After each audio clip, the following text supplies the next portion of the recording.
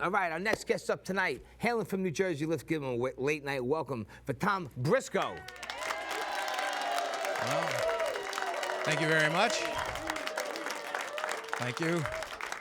It's nice to be here. And I am from New York, but for Johnny P. from Staten Island, everywhere is New Jersey. So we're doesn't matter. But thanks for having me here. This is my job. I got fired from a lot of jobs. That's how I ended up in comedy. I used to drive a beer truck.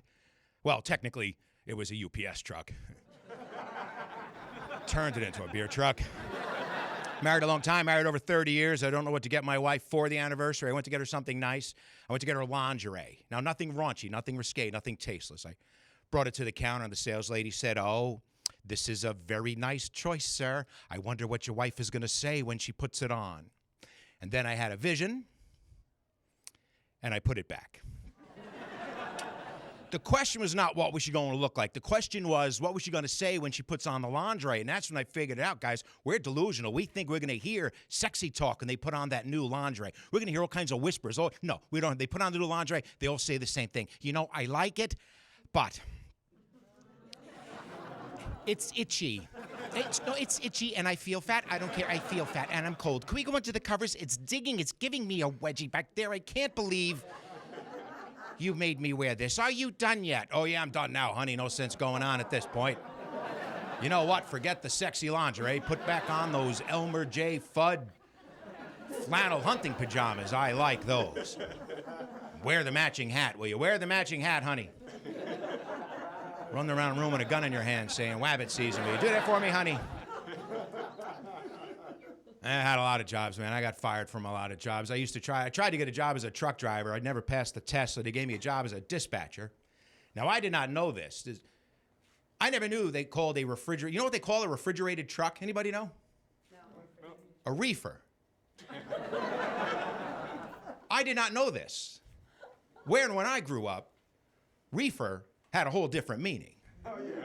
So my boss goes, "Briscoe, do me a favor, get me a reefer, and then we'll go to lunch." I'm like, "Yeah, I'm going to like working here, man." "What kind of reefer you want?" He goes, "Get me a 48-footer. I'm like, "Whoa." I don't even know musicians are going to do a 48-foot reefer at lunchtime. Maybe Willie Nelson, maybe the guys on the show tonight. I don't know. Not too many musicians. So I made a few phone calls. I got handcuffed and fired from that job. Anyone else get fired from a job because of the open bar at the Christmas office party? Anybody else? Am I the only one? I used to work with this guy. We used to call him the pig man. The reason we call him the pig man is the guy looked exactly like a pig, except he didn't know it. And he was always making fun of other people, the way they looked and the way they dressed.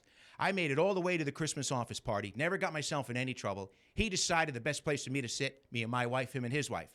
Now, I meet his wife for the first time. I discovered two things. One, she was the one responsible for nobody getting a Christmas bonus. And two, she looked exactly like a pig, too. I know that sounds mean coming from a man, but you did not see these identical pig people. You could not, if they weren't wearing clothes, you would not be able to tell the male from the female. They were identical. And then they ordered pork chops for dinner. I'm like, "Oh, this is not going to end well. I've been drinking all day. Now I'm watching pig people eating pork chops. This is not going to have a happy ending." But then I started thinking happy thoughts. I'm thinking, well, now isn't this nice? The pig people found each other, and then they got married. Isn't that nice? That means there was a wedding, a big happy celebration. Then I started thinking, if I was their wedding photographer, I would have put apples in their mouths. Lay them out on a table. Not a romantic kiss, like a smooch, a little arrow in the back, little Photoshop. I'm thinking we'll make a nice thank you card. I'm thinking all these happy thoughts, and from across the table, my wife gave me the look. Now, every married man knows the look. I wasn't saying a word, and like two laser beams coming out of her eyeballs and the Joan Crawford eyebrows going. And I looked back. I went, now, you married guys know that was an entire conversation went on between the two of us. Her look meant, "I know what you're thinking, and if you say it out loud, I swear to God, I will kill you tonight. I will end your stupid life. Don't you embarrass me." My look to her was, "Lighten up. It's Christmas, will you? Let me have some fun with the pig people over here." So I know a lot of women spend their entire lives trying to prevent their husbands from saying or doing something stupid. My wife is their union delegate. She gets all nervous, strikes up a conversation with the boss's wife. She goes, "So tell me about your family." And the boss's wife said, "Well, we have 5 children. And then I whispered, "Yeah, one that went to the market, one that stayed home." Fired from that job. I even got fired from an altar boy job. I was an altar boy, and the bishop came into town. Everyone was all excited because the bishop was in town. Monsignors, nuns, priests, everybody's all excited. Me and this other altar boy got into a fist fight right in front of the bishop. We're just pounding each other. She comes over, grabs us. Goes, "Oh, you boys like to fight, do you?" I went, "I can take you." And then I ran straight, because I figured since he was a bishop, he can only run diagonally. He never played chess. I fired from that job. Well, being married over 30 years means I'm an old guy. We raised 2 daughters. Very proud of them. They're completely independent young ladies. I mean, they still live at home, but completely independent young ladies. And we save money, apparently, by them staying on our cell phone bill, which is really, really nice. I'm very proud of our young independent women. But I live in a house with 3 women. That's the point, guys. Who wants to be me, huh? 3 grown women. Everything confuses me. Towels confuse. Every day, stack of towels overflows the laundry basket because they will not use a towel a second time. Now, how many towels you ladies need per shower? 2. You always say 2. Ever count them? More than 2. Waist towel, chest towel, shoulder towel, face towel, towel to stomp on. Then you touch the fancy towels with the initials he's not allowed to touch. Then you make the towel hat. 6 towels times 3 women times 7 showers a day. NASA couldn't figure out how many. By the way, how do you make those towel hats? The reason I ask is I know every man has tried at least once in his life, and every man has failed. Felt a little foolish. Nobody's home. Let me try that towel thing. Right on the. My wife's got a shower. She's got a towel in her head. She can cut the grass, clean the gutters. It never ever moves. And guys, we'll use a towel a second time, right? We'll use a towel till we go, woo! And then we'll use it one more time. So I'm over 50, which means I got to go to the doctor, which means my wife and I now have an opportunity to play a game we call What Did the Doctor Say? Every man plays that game, right? I go to the doctor. First time he goes, "Mr. Briscoe, you have to lose weight." He goes, "It's very simple. When the sun goes down, put the fork down." So I went home. She goes, "What did the doctor say?" I go, "The doctor said, eat cheeseburgers at night." Then I go the following year. So you didn't lose any weight. You look like a washed up sumo wrestler. She goes, "What did the doctor say?" I go, "The doctor said I have the body of an athlete." Then I go the following year. She went with me. And I don't mean she went with me and waited in the dress. She went with me, marched me into the doctor's office. I said, "Give me a balloon and a name tag." It was so embarrassing. Now her and the doctor start talking like she was the prosecuting attorney and the doctor was the judge, and I was throwing myself at the mercy of the court. Then they went to sidebar comment. "No, you tell him. He doesn't listen to me." He goes, "Mr. Briscoe, no more red meat, no more beer. Did you hear that?" "Yes." "What did the doctor say?" I go, "The doctor said more vodka, more pork chops." I travel too much. I should live a healthier lifestyle because I travel a lot. I'm a cranky traveler, and mostly because when I travel too much, my ears clog up and I have communication problems. One time I was going through Kennedy security, and I beeped, and my ears are clogged up. And what the TSA representative said to me was, "Do you mind if I wand you?" But what I heard was, "You mando wand you." Excuse me? She goes, "You mando wand you." I said, "No, I'm not a mando wand you."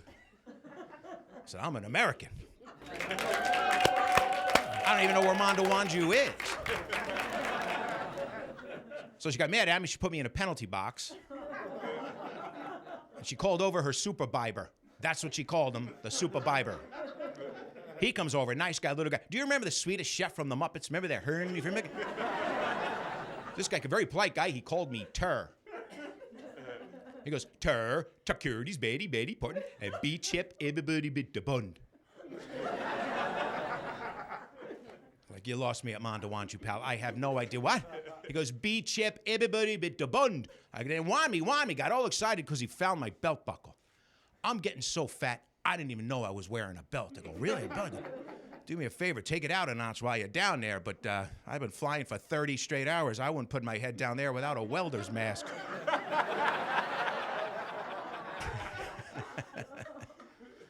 Well, anyway, September means Christmas, means shopping, which means I'm going to have to go get pants. Not that I want to. I came home to a sign on the refrigerator. The sign said, "Where are your good pants?" And I looked at that, and I'm thinking, I don't have a clue as to which one of my pants were designated as the good ones.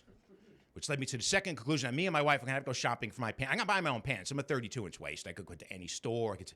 What? With the look, lady in the front row. What? 32, 42, depends on how they're cut.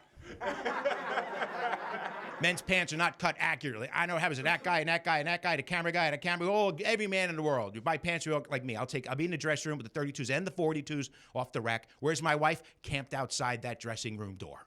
Because for her, this is game day. She is focused. She's on the sideline like an NFL coach during a playoff game. Then the bullhorn voice comes through the door. Honey, are the 42s too tight? The whole store has to hear. I don't do that. I don't hang outside of her dressing room while she's buying a bra, although I'd like to one day. Go, honey, is that 21 A cup too big? Thank you very much, Johnny P. Thanks for having me. Hope to see you next trip. Good luck on your hiatus. We'll see you next time soon. Bye-bye. Order of my studio. All right. Comedian Tom Briscoe. What a great guy, huh? Oh, yeah. He actually just got off a cruise ship. I tell you, those guys got the life. Travel and do what you love. But before we bring on our next guest, I want to talk about, take a minute. You remember the old TV show, What's Happening? Come on, yeah. Raj, Rewan, and D. Well, I'm friends with whoever's living in it. This is a friend of mine, Ernest Thomas. He has a new book out. He was on the show on a location, but he will be at the studio sometime when I do my next show. In the new year, he has a new book out called From Raj to Riches. Sorry, Overcoming Life Through Faith. It's an excellent book about the entertainment business and his struggles afterwards and how he found God. It's really good. It motivated the hell out of me. So, Ernest Thomas, let's give him a hand. Good guy.